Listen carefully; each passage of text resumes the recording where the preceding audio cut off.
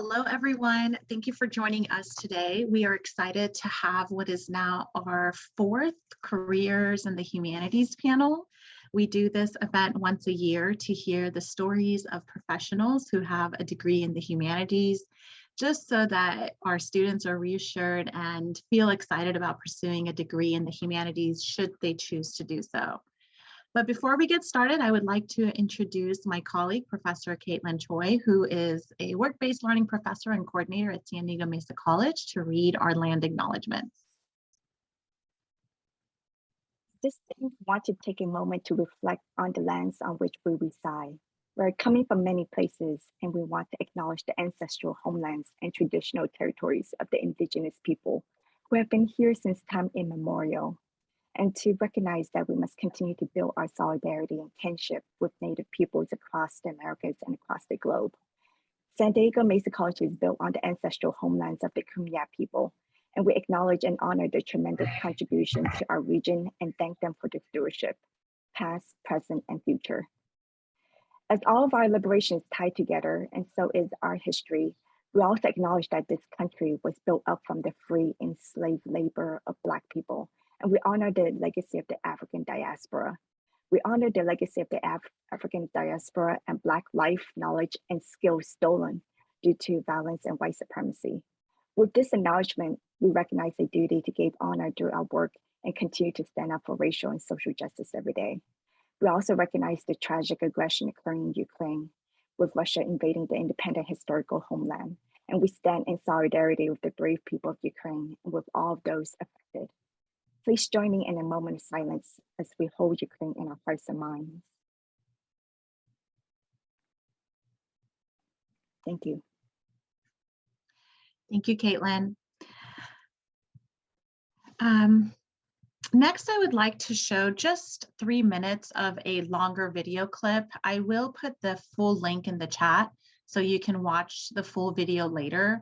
To briefly summarize, you will hear a bit from a former lawyer in New York who left her $365K salary to pursue, well, I'll let you hear her tell her story herself. As you're watching just 3 minutes of this clip, feel free to type your response and reactions in the chat and share with us your own story if it resonates with you. Caitlin, would you like for me to play, or would you like to play it?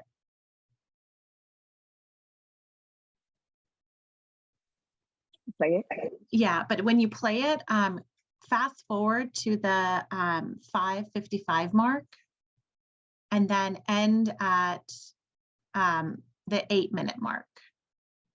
Okay. I'm going to jot this down. Fast forward to 5:55 mark and end at 8. All right. Good morning. It is.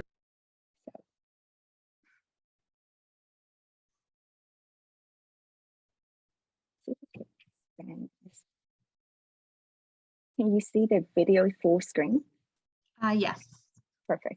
Satisfied. The second major reason of why it was time to leave was, upon reflection, it was time in my life to take a risk. From a young age, I've always been good at achieving whatever goal someone set in front of me. I never met a ladder that I didn't love to climb. My parents immigrated to the United States when I was young, and when they brought me over, they stressed to me that financial security was of paramount importance. In college, I wanted to major in English, but my mom insisted that I major in economics because it seemed more practical and like it would give me the opportunity to work on Wall Street after graduation. I didn't enjoy any of it. Ironically, the good thing about going to a school like Yale is that you could theoretically major in theater studies or really anything and still get a job on Wall Street after graduation. But I didn't know that, and my parents, who didn't go to college in the US, also didn't know that. Not knowing what else to do, I remember taking some law and technology classes that I had really enjoyed, and enjoyed way more than my economics courses. So like a lot of smart but confused college students, I decided to do what I was demonstrably good at doing, taking another standardized test and going to to more schools. I purposely only applied to top schools, and I ended up going to a top school, which pretty much guarantees you a job in big law after graduation. Recently, I read the New Yorker profile of the author Min-Jin Lee, who coincidentally was also a corporate lawyer for a couple of years before quitting. And the opening line in one of her novels is, "Competence can be a curse." When the reporter asked about this theme, she said, "I think this happens to a lot of high-functioning people.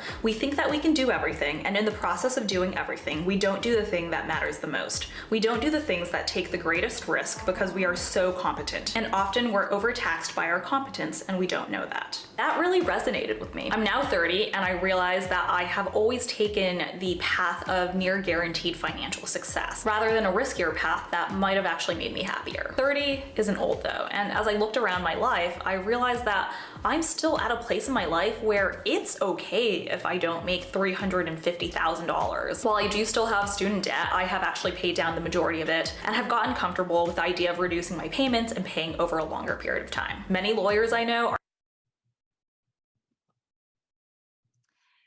All right, thank you, Caitlin. I wish we had more time to watch this entire video, but the reason why I showed just a snippet of it is to tell you all that as an English professor, every school year I have about a handful of students come to me and tell me, I want to change my major into the humanities. I am a science major, but after having this art class or this dance class or this music class, I want to pursue my passion. And I also have students telling me, I love my STEM major, I love my economics major, I love my business major, but I want to double major in the humanities because not only do I love the subject, but it can really enhance my skills and, allow me to, pursue a wider range of different careers. So I share this video not to say that all lawyers are miserable or that all people working in corporate America are miserable. That's not the case, right? But I share this video because it reflects a handful of students who come to me as their English professor asking how they can switch majors or how they can double major. And so this is kind of like why we're here today, to hear the story of our excellent panelists so that maybe their stories can help us guide our, next few years of our educational journeys. Our panel will be moderated by current path mentee. Good morning. It is 10. Our panel will be moderated by our current path mentee, Collin King.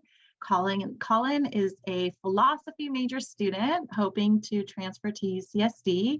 And he is one of those students that I was just talking about. He is one of those students who switched his major from, Collin, what was your first major? I was thinking about doing something in engineering, probably computer engineering. That's right. So Collin was a former computer engineering major who took a philosophy class and never looked back. So thank you, Collin, for moderating our panel today. Of course, and thank you so much, Pega and Caitlin, for that wonderful introduction. And thank everybody who showed up for this event. We have some great panelists to start off. And I think the best way to sort of introduce all of them is just a brief summary of the degrees obtained and the sort of trajectory that they went through, just to get a sort of idea of the path that they followed. So if we could start off, Antonio, would you like to start off with a little brief summary of the degrees you got and the sort of trajectory your career took? Sure, thanks, Collin. Hi, everybody. I'm Antonio Alarcón, and I'm a college dropout. So that's the end of the story. And then it ended, but then it continued. When I first got into college, I went to a community college in California, not really knowing. My plan was to go into the Army and then figure it out as I moved along. But as I pursued my degree and started working toward transfer, I ended up getting an associate degree in general education, basically. And I transferred to UC Santa Cruz, right up in Central California, a place I had never been, but I got in and, I was like, cool, I transferred in 2 years. I got my degree and then moved up there with the goal of being an accountant.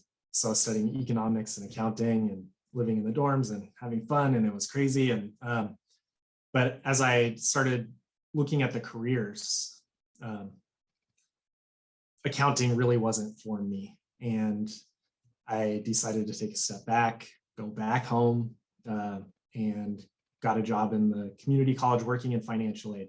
Be nice to those people. It's a hard job. And from there, I decided I was really good at writing, and I wanted to become a rock and roll magazine journalist. You know, I was playing music, I was in bands, and going to shows and just writing articles on that. And so I transferred to UC Irvine with the goal of becoming a journalist. So I got a bachelor's degree in literary journalism, and I got one in English. And then eventually I wanted to become an English instructor at a college. So I got a master's in English and a master's of fine arts and creative writing, because I still love writing. And I'm currently working on my dissertation. So sometime in the future, I may or may not have a doctorate if we're lucky. And here we are. Awesome. Thank you so much, Antonio, for sharing that with us. Arielle, would you like to go next? Sure.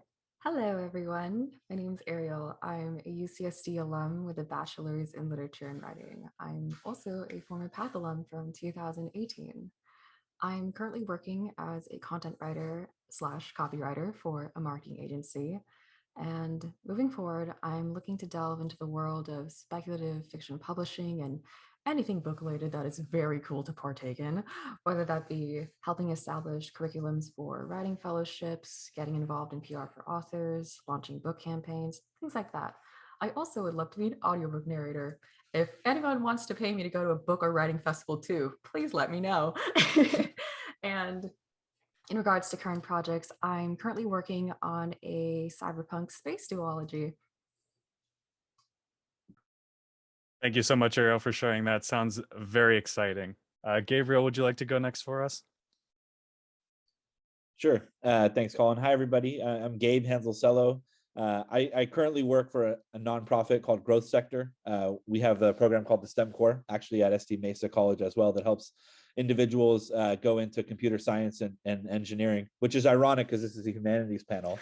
But you know, my career in nonprofits, you know, really spans since the time I was in high school. I started working with young people through summer camps and after school programs, and just kind of never stopped that work.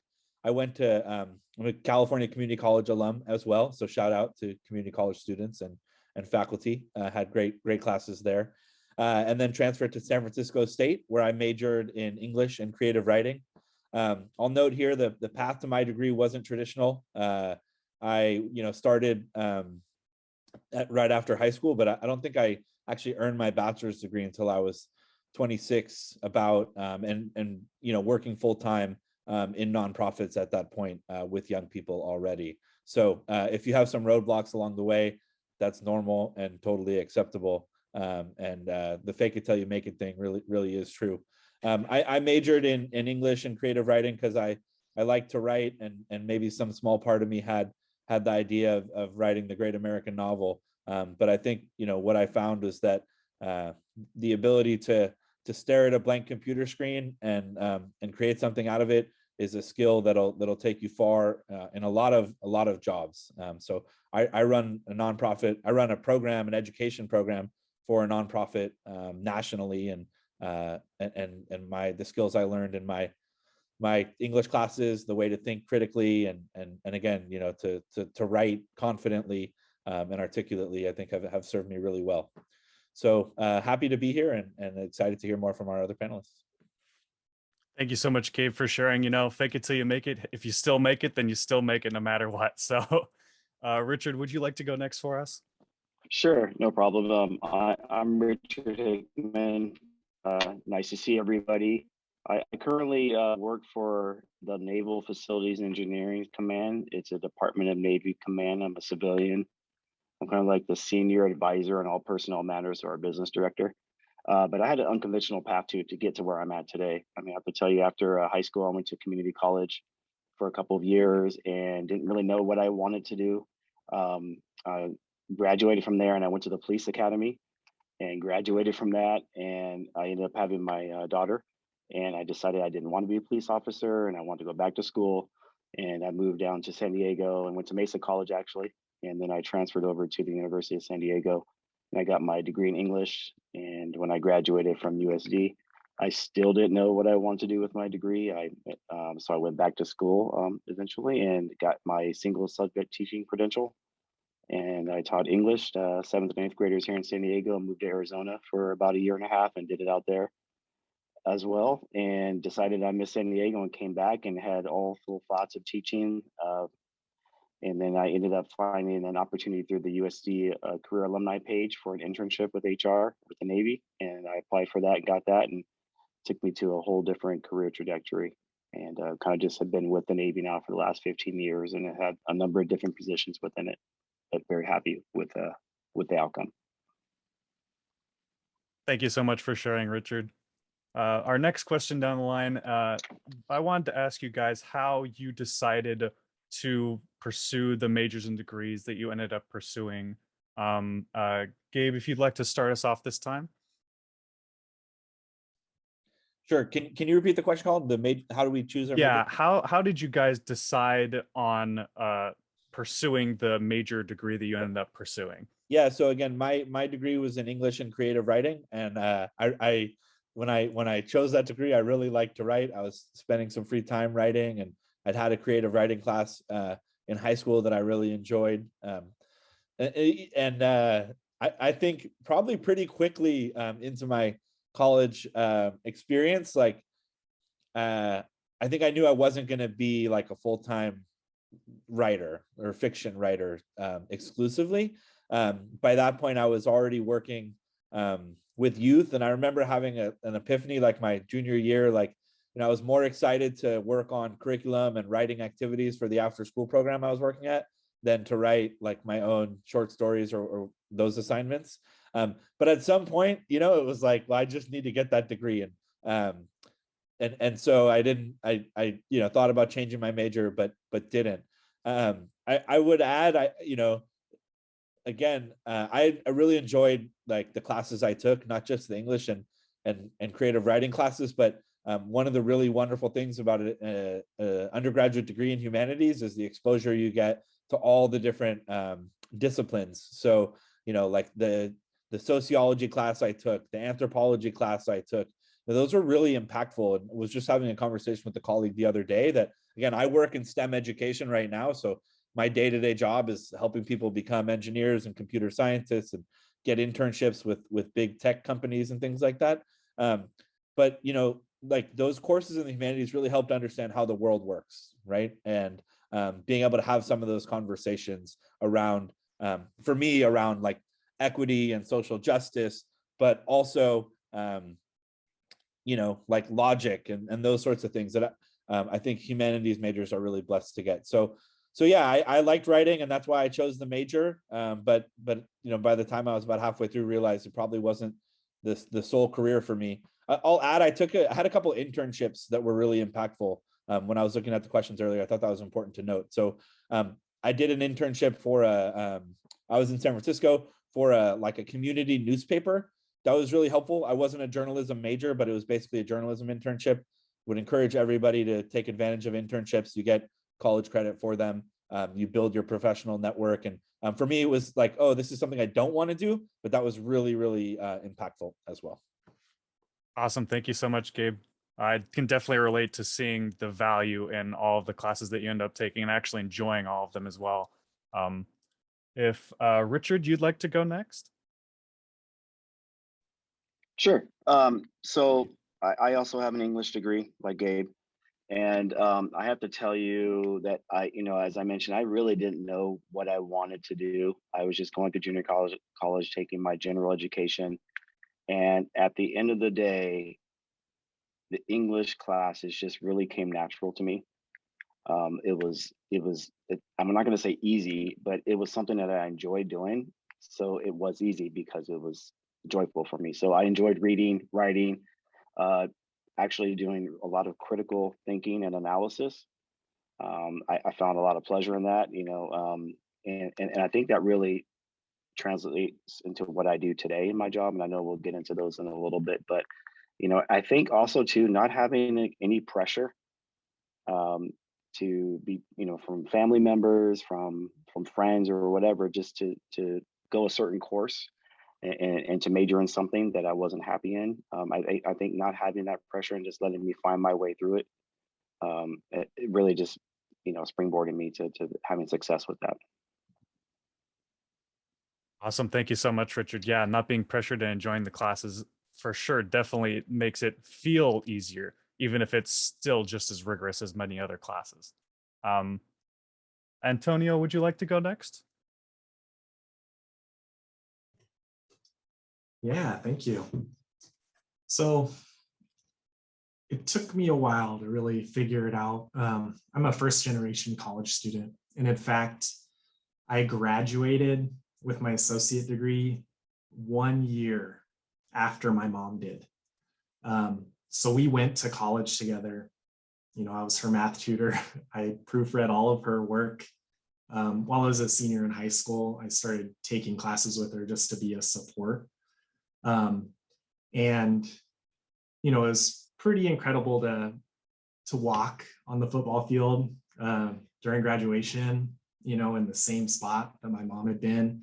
My sister-in-law, we graduated together, now she's an attorney. She started as an art history major and got an undergraduate degree in that, but now, works on intellectual property in her law practice. So there are a lot of transferable skills. But my own path, I was trying to figure it out. And as I transferred and then had to come back. And I came back to that college.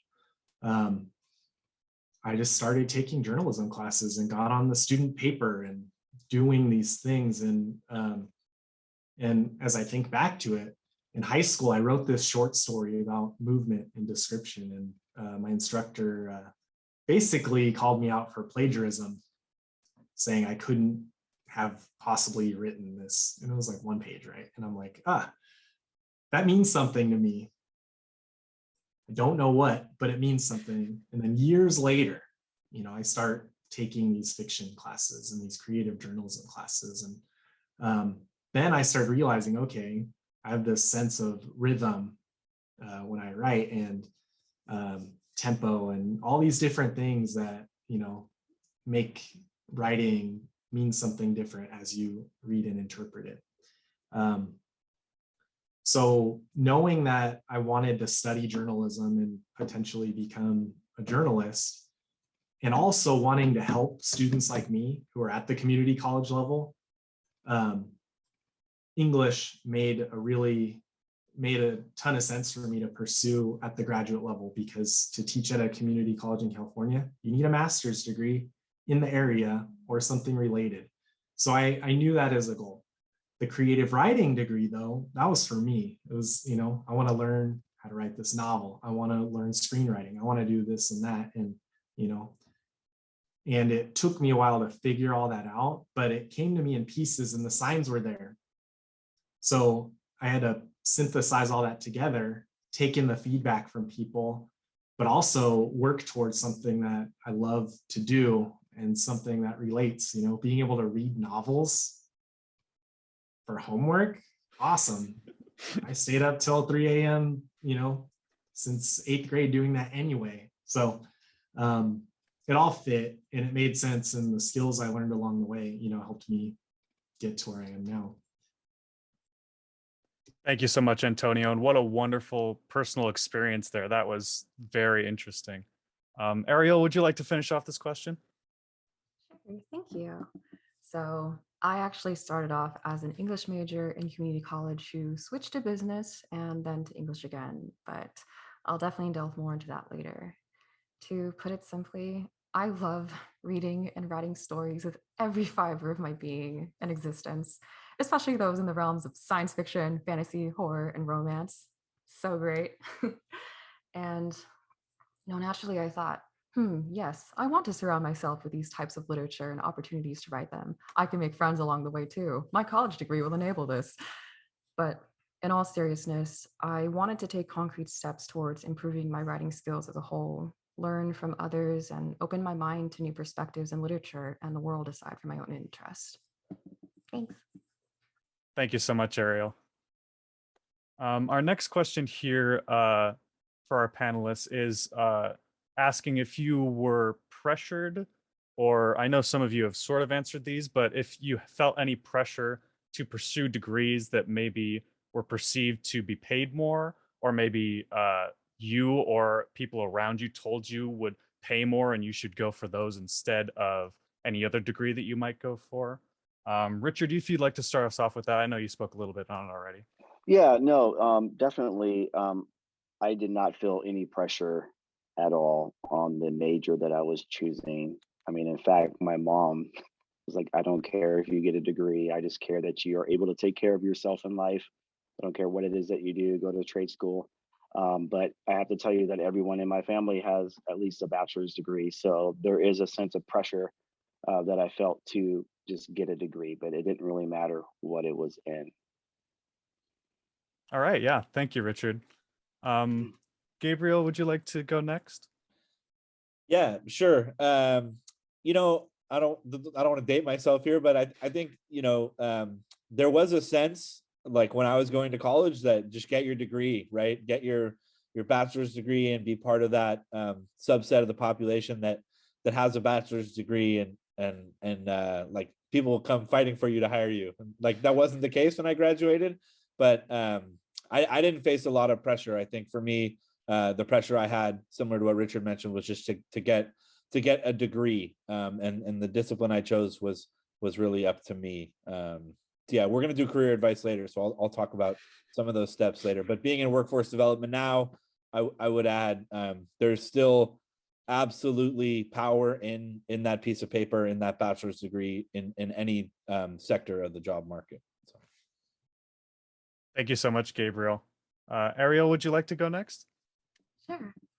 So, yes, definitely pressured. I switched because I let the criticism of others and the negative stigma around the arts and humanities careers get the best of me. The short version of that long story is that the year I forced myself to be in a major I wasn't passionate about was one of the most depressing years of my life. Like, during that time, I hit this profoundly low point that taught me that I just deserved better and I shouldn't make myself miserable to serve some insecure narrative in my mind that tells me I'm not good enough for the things I'm passionate about and care for. Like, I bled my soul into UCSD's application. Like, UC San Diego was my dream school for a decade, and I knew that I belonged in its literature program. When I stepped on campus for the first time, I felt this electrifying energy I've never experienced before. And therefore, from then on, I just decided to take a chance on the career path I truly wanted to pursue, because I would have regretted not taking that risk for the rest of my life. Thank you so much, Arielle, and I'm glad that you ended up pursuing what you pursue. Would you like to finish us off on this question, Antonio? This one's an interesting one because I think the pressure for me was always this internal drive to succeed. I come from a family of athletes and competitors and people who are like, you're always trying to win, right? My older brother, 5 years older than me, was like never was easy on me in any of the stuff we did. So me thinking about going into the financial sector was something where I'm like, you know, I'm going to make so much money. It's going to be crazy. And, you know, we grew up with free lunch and full financial aid eligibility and, you know, all of it, right? It wasn't something where anything was predetermined for me. As I mentioned, you know, my mom graduated when I did, and that's as far as she went. My father eventually went to trade school and made a solid career out of that, but he never guided me in that direction. So I was looking for, you know, ways to succeed, right? And I thought, you know, working with money means I'm going to be able to earn money. I didn't really know, you know, I'm just going with it because I didn't have a whole lot of guidance. But ultimately, you know, you have to be able to support yourself, right? Support your family, Ideally, you want to have health benefits because, as a country, we don't do that very well for everyone. Ideally, something where, you can retire and not struggle. A lot of my grandparents struggled till the very end, and we as a family stepped in and did what we could to support. So it's, it's very much like internally driven. But going through, this path, I figured out, there are ways to do these things, and there are cool pathways that you can build yourself while also doing things that you're passionate about. And for me, it's helping people. I work at the college because I want to see people get to where they want to be. And if you're doing this work and you're not in it to see students succeed, you really need to step back and, evaluate what it is you're doing, right? And there's much more money out in the private sector, I think, but there are really great opportunities here financially, but also those ones that really help you as a person, be a whole person. So I think it's critical to listen to those things. And why are you here? What's your purpose? And mine is to help people. And that's why I'm in this role. Thank you so much, Antonio. Very touching. Our next question here is, did any of you find it scary or tough trying to figure out what to do with your degree after you had already gotten your degree? In other words, was it difficult to sort of transfer that degree into an actual job that you can work and, continue as a career? If Arielle, would you like to go first? Sure. So yes and no. Yes, because COVID. I graduated during the peak of this cursed pathogen infecting our society in 2020, #pandemicgraduate. But I'm serious when I say that the discouraging period of unemployment was amplified during the pandemic. I think anyone who experiences the pain of finding your first real job after college just knows that you'll have your moments of doubt in the academic and professional choices you've made up until that point. But no, because I knew I wanted to explore careers that would encourage and help me develop skills I value: writing, reading, communication, research, and critical thinking. I did my absolute best during my time in community college, university, and path to make connections, seek opportunities, and throw myself into the fire of things outside of my comfort zone. Thank you so much, Arielle. And yeah, #pandemicgraduate. I can imagine that's very difficult, very difficult. Antonio, would you like to go answering this?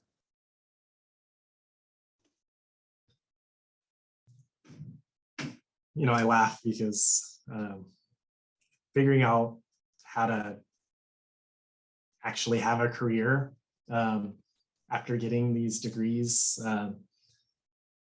was a lot by accident. Now I think about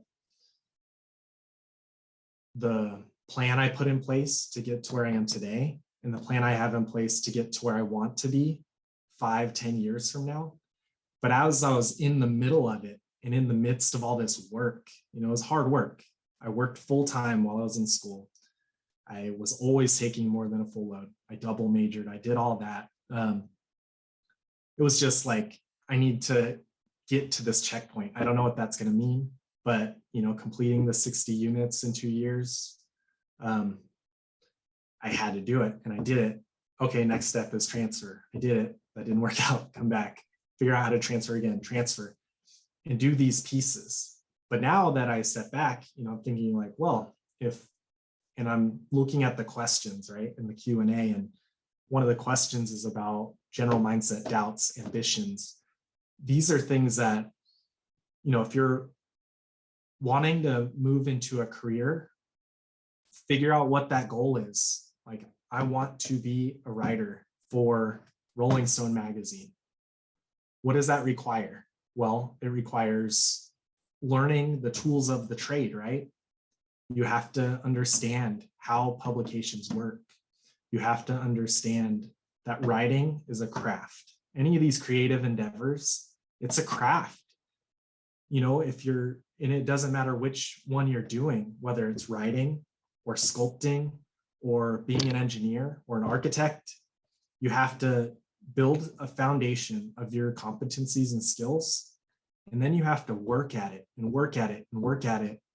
Not very many of us are just so naturally talented that we can just pick something up and, we're crushing it. You work and work and work and work, and you identify what's not working, and then you make improvements, right? And it's a constant process. And that's the thing about writing. I'm writing my dissertation right now. It got sent back to me so many times. Every single chapter has been returned to me so many times that I got to a point where I'm like, am I ever gonna move forward, or should I just call myself all but dissertation, which means almost the same thing, and it'll get me to the next step and just, enjoy my nights and weekends? Or do I read the feedback and reflect on that, and then apply the feedback and learn something new? And if you're trying to get into something creative or any field, figure out that end goal and then work your way backwards. Step 1 is this, step 2 is this, step 3 is this. And all the while, expect that you could be rejected for any of these things. I've submitted so many short stories and poems and journal articles and things that have, been rejected. Sometimes you get a cool note with this doesn't fit us, or here's why, but most of the time it's thanks, but no thanks. It doesn't fit what we're trying to do. And that's okay. Figure out where you fit, and then keep at it. Persistence, grit, determination, but also learning from where you're at in those challenges and building step by step. And just make a process out of it. A lot of what I did was by luck or by virtue of being a good test taker or a good writer, right? But nowadays it's a plan. If I want to be a college president, then there are very clear steps I need to take, things I need to learn about running something that essentially equates to a big business, right? So, plan it out and then lean on your network. And all these people who are panelists, I'm sure, are, open to the opportunity to help support you get to where you want to be. Thank you, Antonio. Definitely, there's a lot of resources that are out there. Just make sure you keep yourself aware and seek them. And I think that is a good strategy. So thank you so much for sharing. Richard, would you like to go next? Sure. To be completely honest with you, I think the question was saying was it scary after you graduated? I have to just say, for me, graduation was just scary in general, regardless of what degree I'd earned, because I got so used to just being a student, and then now you just kind of feel like you're thrown into the real world. You get used to just going to class and staying up late doing homework, and now it's just the responsibility of earning money and having a career. That was scary to me just in general. But I knew I needed to work after I graduated. As I mentioned, I had a young daughter at the time. So I, what am I going to do with my English degree? I knew, not like some of the folks here on the panel, I knew I didn't want to be a writer. So I was really struggling on what I wanted to do with that. And then I finally figured, I wanted to do HR, human resources. English is not really a requirement for that, but it does help kind of open up the doors, those type of positions. And at the time, they only had unpaid internships for that were kind of new in the HR arena. And I decided I just couldn't do that. And I didn't want to do that at the time. So I went back to school and then got my teaching credential in English. And again, I taught for a couple of years here in California and then also in Arizona, and then came back with the full intentions of teaching again, but then saw that the Navy had an internship that was paid for HR, and just made that career change. And I have to say, I didn't really know much about HR when I went into it, and learned obviously so much that I've been in it now. But this is, at least for the federal government, there is no degree requirement for HR positions. But I have to tell you that most people in HR have a degree, at least where I work. It's either in English or communications or psychology or whatnot, and it's all translate and transferable. So yeah, definitely scary. But once you kind of figure out what you want to do, there's a lot of different opportunities that are out there. Awesome. Thank you so much, Richard. And sort of falling into something that you suddenly find as an opportunity. even though it seems like a scary prospect, there are some opportunities out there. So sometimes it can just be coincidental like that, but it all works out in the end, it sounds like. And Gabriel, would you like to finish us off? Sure. You know, it's really, I love being on panels like this because I get to learn from my fellow panelists too. And you know, Antonio, you were talking about having a clear goal and kind of working backwards from that clear goal, and that's super insightful. You know, and it's something I could work on currently. I'll say, you know, when I was finishing college, you know, I was already working with youth and in nonprofits and doing direct service, and knew that that's what I wanted to continue to do after I got my degree. And I think there was a question in the Q&A about someone interested in working with children or with young people. You know, a lot of when you're in school, you see that degree attainment as the end, but like the rest of the world doesn't know, right? And there's not a delineation between like before I got my degree and after for the rest of the world. So many of these, you know, we're really lucky. We can start so much of this work before we graduate, right? So if you want to review rock concerts, like go to concerts and start a blog and start writing. And then when you're actually, after you've graduated, like you'll be more polished, your writing will be better, you'll have contacts at in the industry. All of that is true. The same was true for me working with youth, you know, like when you're working with young people and getting to know those nonprofits.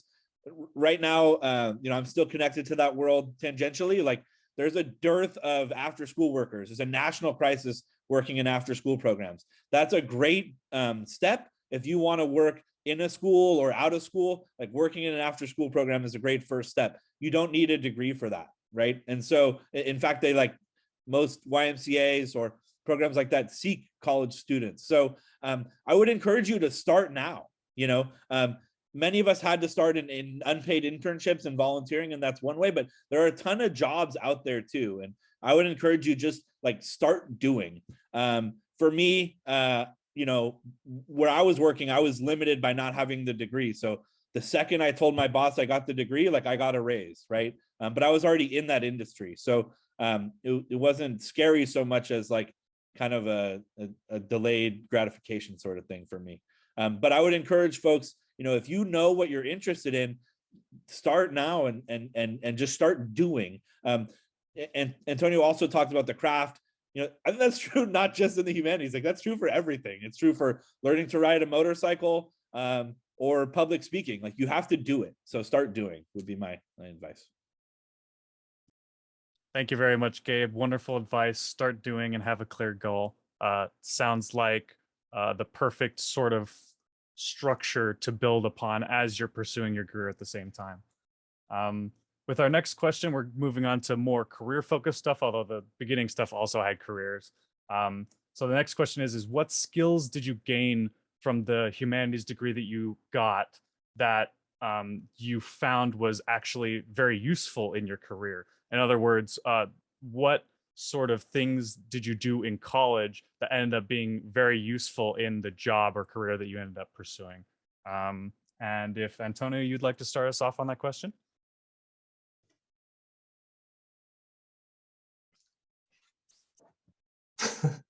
I think about this a lot, actually. One of the things that I think is critical and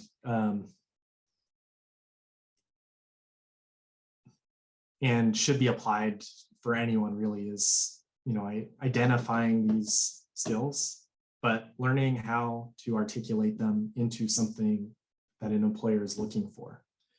So if you're applying for a job or interviewing at a job, you need to know what they're looking for, and then you need to figure out, like, what does this skill mean for what they're asking for, and use their language so then they understand, you understand what you're doing relates to what they want. But for me, you know, we talk a lot about critical thinking and the ability to effectively communicate written and orally. Public speaking was the most terrifying class for me out of every single one of my classes. You know, it was something where I couldn't get up in front of anyone without like completely shaking and having a wavering voice and all these things, because it was terrifying. My very first speech that I took in a communications class, I came up with the brilliant idea to talk about paintball. Why paintball? Because you wear a mask when you play paintball. So I had a full face shield with tinted goggles. You couldn't see my face. And I made the presentation. I went over time even because I was just so pumped about what I was talking about, and I lost a bunch of points. But I learned from that. You have to rehearse. You have to be organized. And you have to go up there using the tools that they give you. And that one skill has taken me further in my career than any other one that I can possibly think of. My first real full-time job at a college with benefits, I got it because I had to give a 5-minute presentation on how to fill out the FAFSA. And if you've ever filled that thing out, it can be daunting. And back then it was 8 pages on paper that had to be filled out. And I got to pick any topic, but I chose the FAFSA and I crushed that presentation and I got the job. And as I moved forward and moved my way up, I want to teach English. Guess what? That's public speaking for a big chunk of your work, right? Being the scholarship coordinator, giving presentations on how to use a tutoring center, all these things come from communication and being able to organize myself in a way that I can push past all the nerves and say something coherent, critical. Those skills about critical thinking, being able to synthesize information, take stuff in and figure out what it all means, and then present your point of view on it. Those are things you're learning when you're doing a research paper, when you're writing basically anything at the college level, right? So that's critical for me. And when you're in a humanities related major, it's a huge chunk of what you're doing. So take all that in and then demonstrate it. When you're writing a cover letter, when you're writing a job application, use those proofreading skills that you're learning so that you're submitting a really good product. And because if you submit something with spelling errors, you know, it's sloppy or whatever, they're gonna notice. So a lot of those things, they directly translate into making yourself marketable, but also when you're in the office and you're doing this type of work, one of the things I do for work is writing grants. And you can make a lot of money writing grants, actually. I just happen to do it for my work. And I think in all, I've been directly responsible for, I don't know, upward around somewhere between $7 and $10 million that I've earned for different colleges by applying my writing skills and my researching skills and my communication and networking skills. Those are all things that you develop. So, you know, and in fact, I was a very tiny piece of one of the grants that, you know, the PATH program, these amazing individuals are doing, right? And, you know, and we can see the value of having these skills. Thank you so much, Antonio. And another great personal experience there in the mix with it too. Thank you so much. Arielle, would you like to go next in answering this question? Oh, sure. Sorry. So 3 skills: empathy, patience, and the ability to communicate clearly but respectfully. First, empathy. You quickly realize that everyone is just as complex as you, dealing with their own experiences, traumas, and moments of happiness too. You learn how to genuinely and deeply understand others when you're intentional with doing so, despite not having the same life experiences as them. And I personally saw this a lot in reading and analyzing the works of other writers, both fellow students, professors, published authors, regardless of their genre. Second, patience. You realize that you will not be instantly gratified and suddenly fantastic at the skills you want to have. Even if you do just one solid cool thing, you're like, this is it. This is my peak. This is where I end. But patience also applies to the attitude you have towards your own work and understanding it's always improving as long as you're putting the efforts towards it. But you still wish you could write something profound on the first try.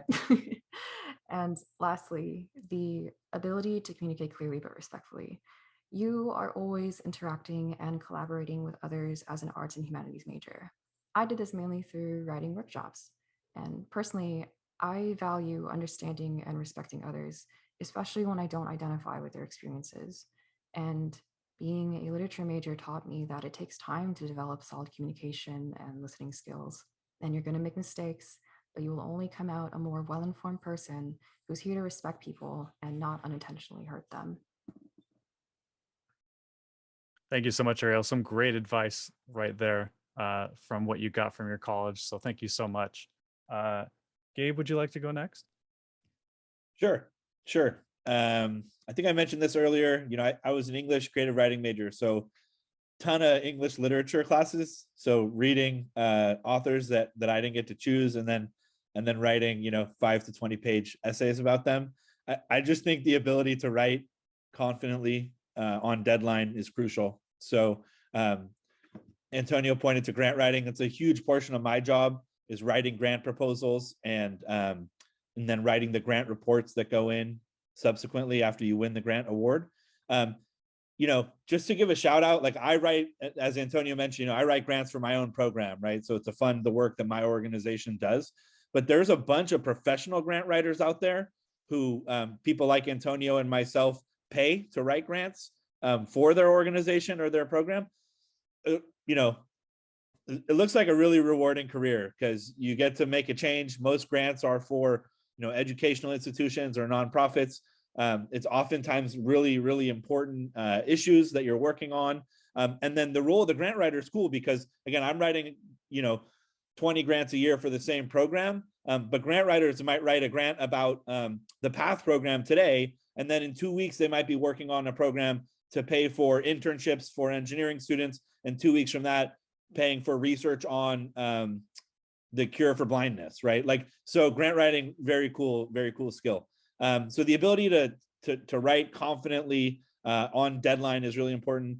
I think I mentioned this earlier, just humanities, well-rounded education, right? So you're learning about the way the world works. I think that really supports probably all of us on this panel. I know we all work in different sectors, but we're all working in the world. And so understanding how the world works and how systems work. I went to a state college, San Francisco State University, was heavy, again, and I mentioned this earlier, on social justice and equality. And so that was the lens that my other general ed classes were taught through. That helps me exist, helps me make a change in the world, right? And understand how these systems work. So I'm focused on workforce development and education, but I'd feel confident working on, reforming the prison system, or thinking about voting rights, or thinking about immigration and healthcare and those sorts of things. So I think the humanities really expose you to a lot of different aspects of the world and researching the way the world works. Research is the last point I would make. All of us have to write a bunch of essays on different things. So you research them and you write about them. In all of our jobs, you have to learn new things all the time. All of us are Googling, different things. And so if you can research quickly and then turn that into meaningful report writing or whatever it is in your own job, that's going to be really critical. And again, all of it on deadline. Thank you so much, Gabe. A lot of very good advice about how the college you go through sort of helps you see the totality of that career that you're going into. So that's very good. Would you like to finish off this question for us, Richard? Yeah, absolutely. So I agree with all the feedback from the panel members. I mean, what you learn in school is really applicable to what it is that you do in the real world, right? So, I mean, you're taking those speech classes, those are preparing you because, as Antonio mentioned, it's very nerve-wracking the first time you're actually doing it live, right? I've had to give, training sessions to over 300 people at one time, and making sure that they're all engaged, developing briefs, presentations, being an effective communicator, both orally and in writing, mastering the art of persuasion. Those are all skills that transfer over to what I do in my workplace. Being that critical analytical thinker, being able to interpret policies and regulations and understand it and be able to explain it and provide advice and guidance on what it means. All real world skill sets. Writing is something that I do every single day, be it, responding to emails, giving my interpretations of regulations, writing executive summary memorandums to sway our higher echelon reporting commands on why a process may need to be changed. So yeah, very transferable what you're doing, what you're learning. And I have to say, continue to always learn because, even in my job now, going to trainings on presenting are things that we still do and we still practice those type skills to enhance them. Thank you so much, Richard, for that answer. And yeah, continuing the learning and learning as a process that continues throughout your life. I think that will resonate with a lot of people as they continue forward. I think now we're going to jump to a question from one of our participants, Jomar. I believe you had a question. If you want to unmute or you want to type your answer somewhere. Wait, so I have a question. So basically, like, is this webinar actually going to be recorded? Because I was gonna actually like rewatch it again after the webinar is done, so I can do a writing response for my professor. Yes, it definitely will be recorded. Pega, do you know where the link will be sent to once that's up and viewable? Yes. Because all right, yeah, because I'm trying to do this for like extra credit just in case. Yes, we definitely will have the webinar uploaded onto our work-based learning YouTube. But in the meantime, you can email me and I will get you the recording. I put my email in the chat. Okay. Yeah, wait, I'll take a picture of it right now. Thank you so much, Jomar. Yeah, I'm gonna go take a picture of it right now so I'll remember the email. Awesome. Thank you so much. And thank you so much, Pega, for giving that out. Let's also jump. I wanted to open up some of the questions that were sent in the Q&A to, I know Antonio was already answering some of them, but I wanted to open them up to the other panelists as well. So let me read out this first one from Catherine. Good morning. I'm here with Professor Delgado's class, and this topic really resonates with me and my own path. I'm wondering what challenges that any of you have faced in taking a more humanities-driven career path. Gabe, would you like to start us off with that sort of question? Yeah, I think for me, looking back like that, I don't know that there was an alternative. I think the challenges we face are and now working in workforce development and education, like I work with people that get degrees in mechanical engineering that face similar challenges, right? The job market is challenging. Getting your first job is challenging. So I don't know that a lot of those fears for me were specific to a path in the humanities, and frankly I didn't always know what I was going to do. So I think one foot in front of the other and just start doing. And I don't know if we're going to get to it, so I'll say it now. My career advice to everybody, again, I work with STEM, with students in STEM, and have been in workforce for a while. Like work really hard, and the PG version is be kind, right? Work hard and be kind. You're going to get jobs from people like that's guaranteed. So if you're the person that people know works hard and gets stuff done on time and is fun to be around and answers questions and has a good attitude, people are going to be much more likely to hire you or tell someone else to hire you. So just wanted to make sure I fit that in. Thank you so much, Gabe. Richard, would you like to get a stab at this answer? Yeah, very, very similar though. I think that, talking to people you trust, getting that trusted advisor, be it a family member, someone that can help guide you on the right path for your careers is important. Whoever that may be. I know for me personally, I talked to my aunt, very well educated, and I trust her opinion on a lot of things, and I think that she helped to guide me on my career path. And now that I'm in a position where we are guiding our workforce on their career paths, it's very important to kind of develop your plan, right? So what is your short-term goals, your long-term goals, and what are the steps that you need to take in order to achieve your goals, and identifying what those are. and then know it's a plan. A plan can change at any time. But at least to have something kind of concrete, you know, where do you see yourself in 3 years? Where do you see yourself in 5 years? And how are you going to get to where you want to get to? And what people do you need to network with to open up doors? Awesome. Thank you so much, Richard. Arielle, would you like to finish off this question for us? Sure. And like Gabe, I definitely would love to include with this answer a piece of advice that I would have for students majoring in humanities.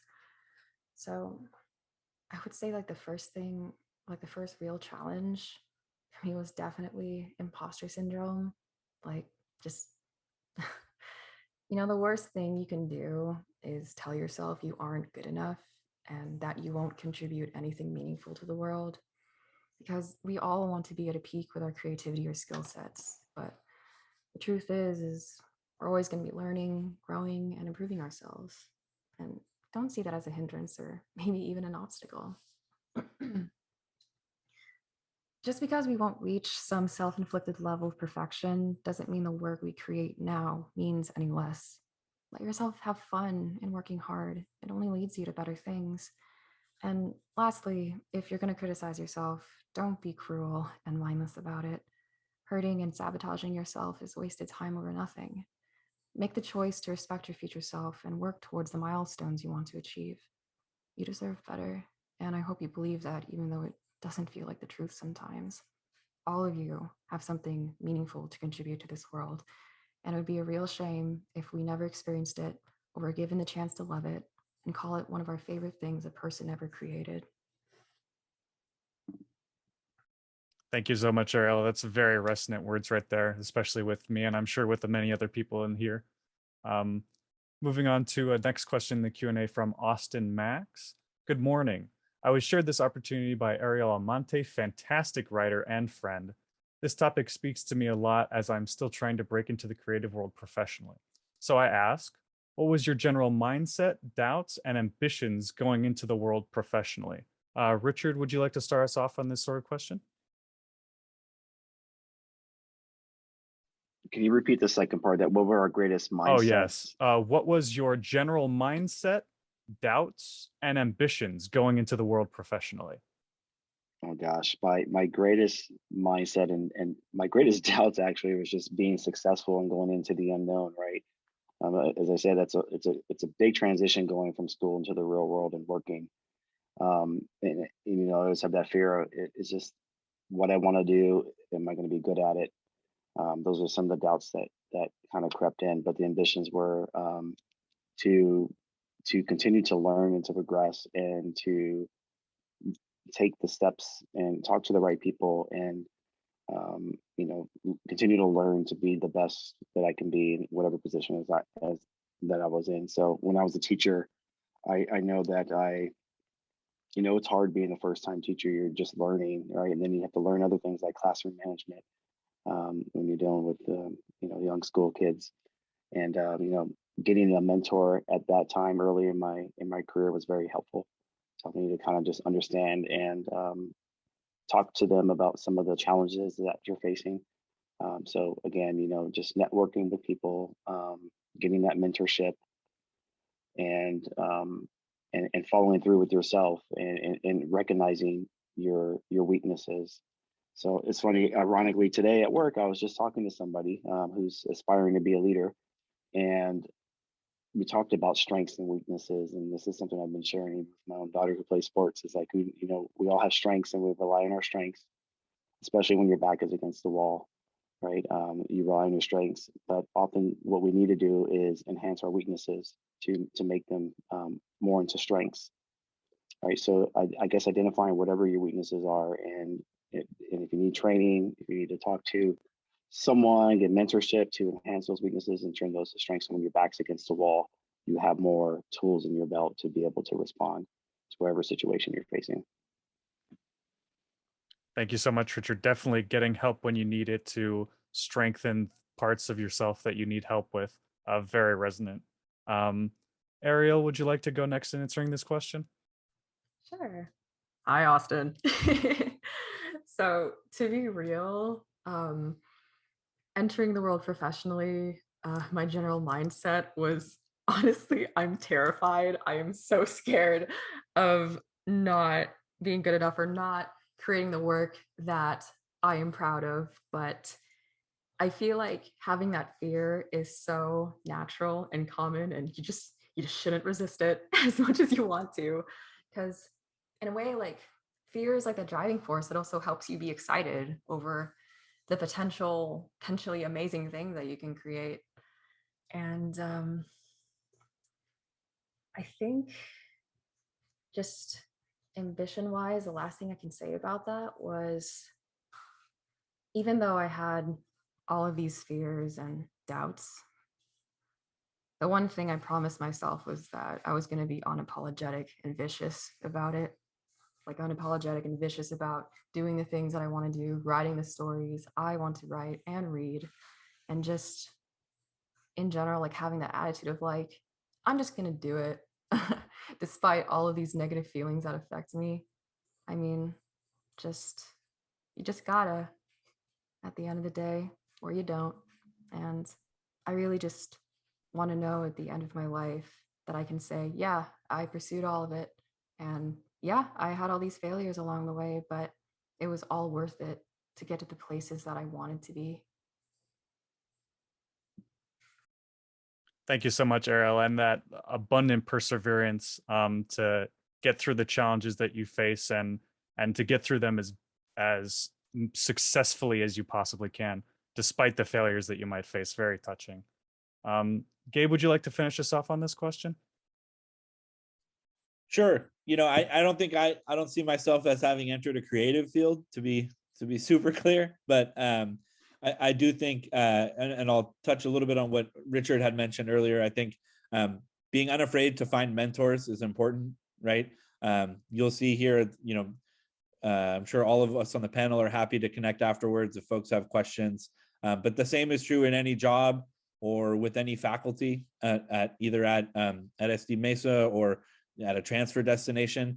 Being unafraid to seek out that guidance is really crucial. So whether it's someone at a literary magazine that you like, or a professor of English, finding the time to connect with them after and really getting that meaningful advice. Again, work hard and be kind, right? So sometimes that working hard is volunteering, and think that can be really crucial. So I'll leave it at that.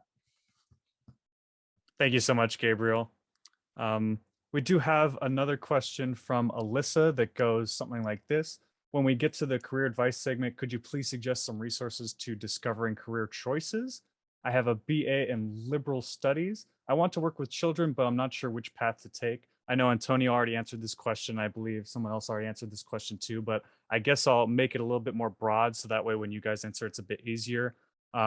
What sort of resources did you guys use to discover potential career choices that you might have wanted to go into when after you had known that you were going to finish your degree and stuff like that? So what resources helped you to discover that career that you wanted?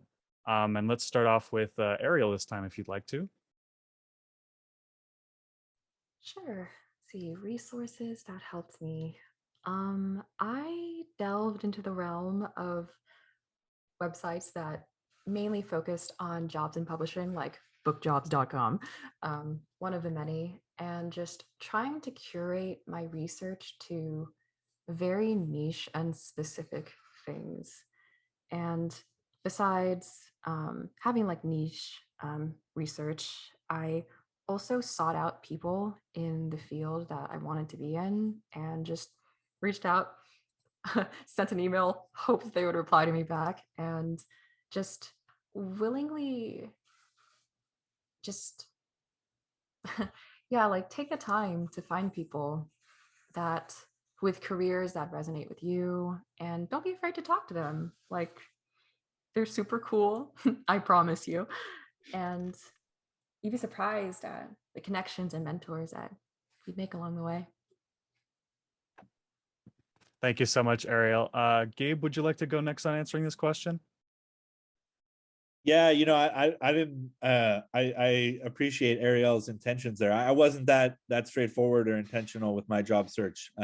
So But I definitely second the idea of, utilizing LinkedIn and email to reach out to people who are in jobs that you like or are interested in. I've done some career coaching in the past, so I think there's a lot of activities on like values setting and finding the values that are important to you and how they align with what you want. So, like I often talk about a student I worked with who was a computer science major, and then they did an internship, and they called me on the third day and were like, man, I'm just sitting in front of the computer all day. You're like, well, that's what you do when you're a software programmer, right? And they ended up being an environmental engineer that could work outside, right? So, think about what do you like to do and what's important to you.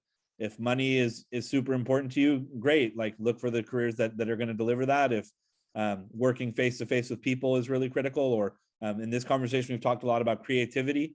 Finding people that are in those jobs and connecting with them are really great. So, yeah, I'll leave it at that. Thank you so much, Gabriel. Definitely some more good advice. Richard, would you like to finish us off on this question as well? Yeah, I mean, for what I did, I really just went to my career counselor at college and kind of talked it through with them. As I mentioned, I even found the job that got me into the Navy through the alumni page through the career counseling department. So I think there's some really good, valuable resources there, and I agree with what Gabe was saying is to network, join the LinkedIn, expand your web of who you can reach out to and talk to, and also if you're interested like in a career field like HR, for example, maybe joining some of like the Society of Human Resources groups, so you can further expand your networking and getting to talk to people. Looking to see where that niche is within whatever area you're looking to work into, and seeing how you can talk to people who are in similar type positions. But the career counselor is definitely a good resource. Thank you so much, Richard. And I know I've been skipping over Antonio because he's answered these already in some of the types. So did you want to add anything that you might not have gotten to say in your response in the type messages? Thank you. Just quickly, I think we're at like a really interesting time to be alive. And one of the things that that has been very helpful for me is, taking advantage of my knowledge base and the skills I've acquired along the way. Learning Microsoft Excel, for example, has opened a lot of doors for me. And being able to apply that into different types of jobs, putting together a research report where you might use data, but you also have to write a lot of narrative content. Those are two things from seemingly different worlds that apply to a job, and we have to embrace our intersectionality, right? I'm not just a dean. I'm not just a faculty. I'm not just a writer. I'm a person, and I have all these different things. And we're in this like cool time where you think about side hustles, right? And when I was coming up through my career, I didn't think about it that way. It was like, my full-time day job is running a tutoring center, but at this other college, I'm teaching English, so I'm making money on the side, right? And that's what you'd call it. But now I could do those things, and I can do it online, or I could, do a Udemy course and make that a passive income stream of a course that you develop one time, right? And I use these other skills to make some money. And then I do social media engagement and create this network. So those are all things about thinking about yourself as a whole person with all these different things going on that you can possibly focus into something that'll, help you get a little extra money or a lot of extra money, and it's also building your resume, your CV, your portfolio, your profile. These are all things that you collect and plug into spaces as you expand your scope of what careers in the humanities mean. If you want to be a grant writer, well, you need to learn about grant writing. If you want to be a technical writer, you have to learn some graphic design elements, right? On top of the specs of whatever it is you're writing about. So looking at all those different things is critical. So find what you love and then focus it and say yes. If you can say yes to opportunities and give it a try, you're going to meet people, be kind, be a good listener. As Gabe and Richard and Arielle have said, like empathy and listening and building relationships it's going to pay off. So do that. Thank you so much, Antonio. And I think that's all of the questions we're going to have time to get to now. So very quickly, before I pass it back off to Professor Pega, I want to say thank you to everyone who showed up and listened to these wonderful presentations, to learn from them and to find all these wonderful resources. Thank you to Professor Pega and Professor Caitlin for putting on this event, and of course, Path for helping facilitate this event. And then one final thank you to all of our panelists. I know I can say personally that I got a lot of valuable information from all of the panelists here, and to hear their stories and to hear their wisdom and passion has been an excellent experience for me. So I want to say thank you so much. Thank you for letting me moderate this panel. Thank you to everyone who showed up. Thank you for everyone who's put on this event. And let's pass it back to Pega for some closing statements. Yeah, that was beautifully said, Collin. As a professor who's been at Mesa for 12 and a half years, I don't really plan on changing my career, but every single time, I sit on this panel and listen to the panelists, I walk away learning something new that I can do to further develop myself emotionally, mentally, my work skills. So and we appreciate the panelists volunteering their time to share their knowledge with us. Your stories make an impact on the students. So thank you for being vulnerable and telling us about some of your personal journeys. And one last word to the students is that, there is always going to be someone who's going to tell you, you're not going to make money in art. You're not going to make money in English. But there are so many examples of artists or writers or, even people who are in STEM, who have a humanities degree, who are just living proof that you can, you will be able to make a living. You just have to find the right people to help you, guide you into the career of your passion. And for that, we have the PATH program, Preparing Accomplished Transfers in the Humanities. Collin is a PATH student. Arielle was a former PATH student. And, they're living examples of, that you can do what you love and still make a great living. So with that said, I will end my portion of the closing. Professor Caitlin Choi, would you like to say a few closing words or even remind folks to take our survey? Yeah, thank you. And I really appreciate all the panelists for sharing so openly and with vulnerability your academic and professional journeys, the ways in which you overcame your fears, your doubts and challenges, and also the way how you blaze trails in your own life amidst the family and cultural expectations, this really self-imposed drive for perfection that I'm hearing as a common theme among all of y'all. To uplift your communities and to feed your inner passion, figure out what that looks like for you. So I feel incredibly proud of all the panelists and also the participants too for so actively engaging today, asking great questions and sharing your own lived experiences and doubts and fears too. So we definitely want to invite you to fill out our survey at tinyurl.com/Mesa Humanities.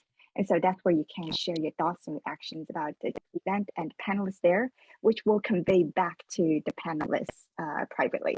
And so thank you to our amazing moderator, Collin, for doing a fantastic job facilitating the panel.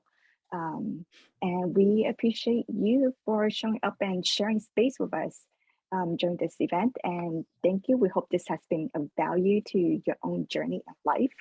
Please keep in touch with us. I see a lot of contact information being dropped in the chat. And feel free to save the chat before you log off, so that way you can revisit that. A recording of this event will be posted on our WBL YouTube channel, so that way you can revisit it, as some of the students have mentioned, in order to do your writing assignments, or just to revisit back for some of the awesome insights that our panelists dropped today. So with that said, have a great rest of your day and happy Tuesday. Thank you, everyone. Thank you. Thank you so much, everybody. Thank you. Thanks.